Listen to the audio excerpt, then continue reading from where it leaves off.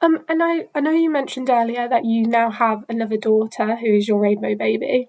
Have you told them much about the baby that you lost? Is she aware that she has a sister? She is aware. I personally don't agree with it to a level. I found significance in looking for robins. So she loves robins and she always finds them. But her father was very much wanting her to know about her. So and wanting to kind of keep her alive in some way. And I just thought that's the way you deal with it. This is the way I deal with it. But as two parents talking about the same loss of a child to their same child, like you've got to come to a compromise. So I'm like, you can, and you know, every year for it's just been her birthday on Monday.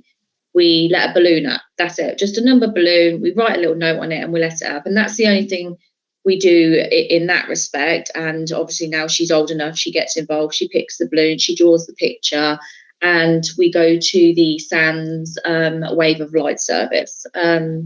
That's all we do personally. And again, I asked my daughter if she wants to come along. I explain that it's for babies that are poorly and have to go to heaven. It's not just this is about your sister, this is that. Because for me, and I'm very understanding for everybody's view, but for me, it's my trauma to carry. It's not her trauma to carry.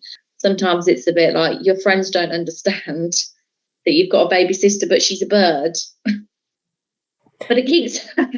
It's understandable because we do the same sort of thing in my family. Like every time we see a robin, we say that it's my brother Charlie. So it's really lovely to hear that it's like a common thing that people do.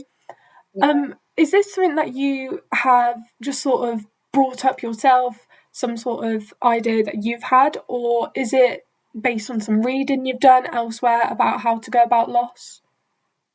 No, it's just what felt natural. I mean, I've always looked at robins, never kind of said, oh, somebody's here. You know, obviously a lot of people have their grandparents or something that they've lost and they associate. And I never really have, but I just something about a robin, and then one day it just kind of made sense, and I was like, okay. And then when once we'd lost her, the first little bird I saw was a little robin. I'm like, oh, here she is. So it's like it's just really comforting. But no, nobody kind of gives you that in a book or anything like that. No.